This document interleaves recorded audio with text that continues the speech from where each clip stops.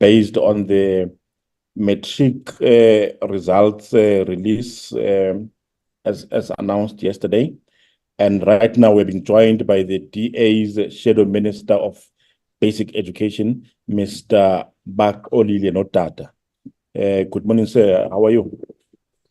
Good morning, Tammy, and good morning to your viewers as well. Thank you very much. I think let's get right straight to it.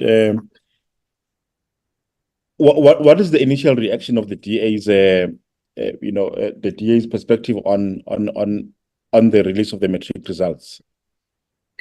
Look, first and foremost, I'd like to congratulate the class of 2023 that have received their results yesterday through the announcement and getting their report cards today.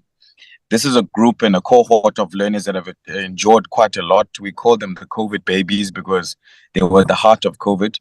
There were a lot of other systematic issues that they had to go through, such as floods in different provinces, the systemic issues that we know about infrastructure, challenges in schools, load shedding, and many other challenges that would have hindered their progress.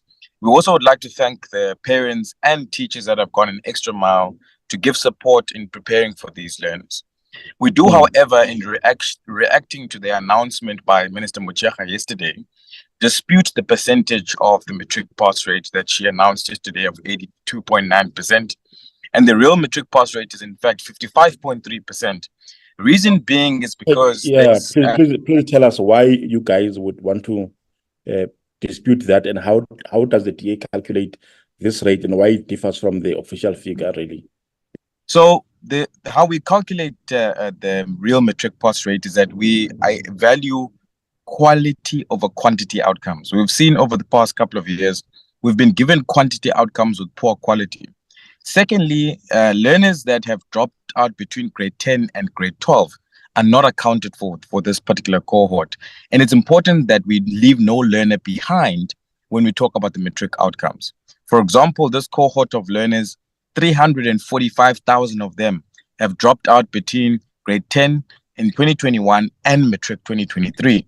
So meaning that these learners are not accounted for, and therefore the real matric pass rate is then 55.3%. On top of that, shouldn't we, as we talk about matric results, be talking about those who actually wrote the exam itself and not those who could have written the exam? Because the dropout could be as a result of many different things. Some people may not have wanted to pursue their education beyond matric or up to matric. Some could have passed away. Some could be different many reasons.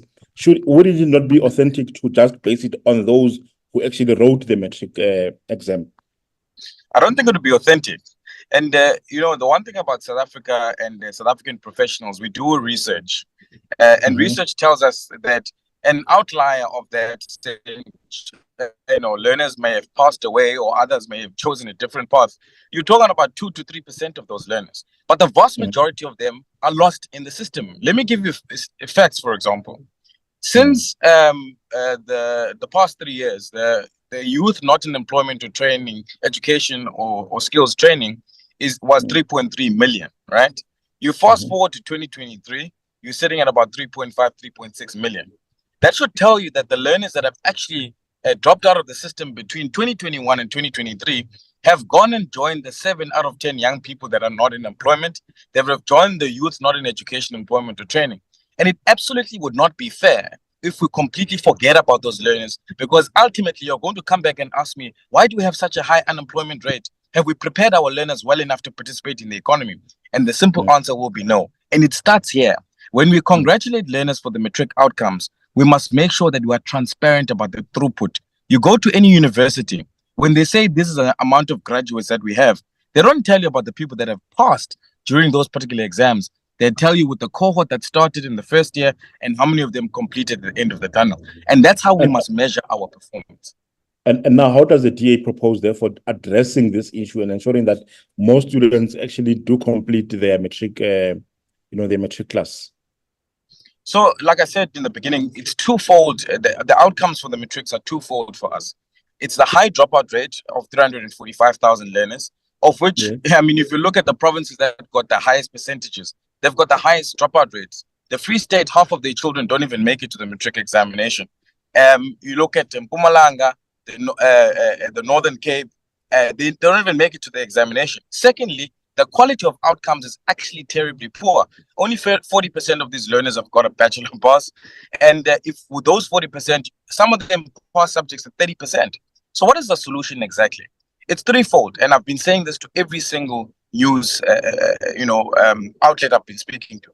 Number one is quality teaching in the classroom.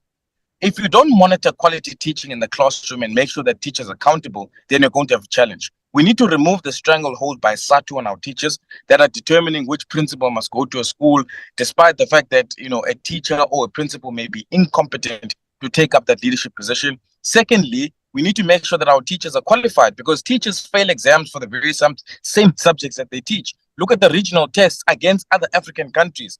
That's point number one. And then linked with point number one, we need to have an independent school monitoring and evaluation authority for the teachers. Point number two, deal with the systemic issues, infrastructure. Make sure that our schools have libraries, they've got labs. I went to a school in El Dorado Park. They are a science school. They don't even have a lab, let alone the material to teach learners the physical science that they talk about. So we need to make sure that there's adequate infrastructure in schools to support quality teaching and learning. The last one is leadership. If our school governing bodies don't function, if we don't have leadership and school management teams like good principals that are held accountable, we are not going to have successful schools that are going to be able to produce that results. And we must make sure that we give the necessary support to our learners through parental and teacher support to make sure that they succeed. That's the recipe to make sure that you've got good quality outcomes. And lastly, let's focus on quality over quantity. Let's not say there's 80% of learners that have passed when we know that almost 60% of them will end up in the unemployment queues because they are not prepared to participate in the economy. You see that statement now makes me think about these other people who have graduated from high school, went on to universities and graduated as professionals in their different fields, but still are unemployed. Do we have a problem generally in the entirety of our education system, basic education as well as higher education system, in your view? Look, I do think that there is a mismatch. What I can say is that there are pockets of excellence in our education system. We must never deny that. There are good pockets of excellence in our education system. You may see, we have seen it, the IB results. You may have seen also the cohort of quintile 1 to 5, some schools that perform really, really well, and they produce good quality outcomes. And those learners go on to get qualifications. They become professionals, engineers, accountants, and various other professionals in the country. But the vast majority of young people, 70% of them, don't get skills that are adequate enough to participate in the economy. And that's what the problem is.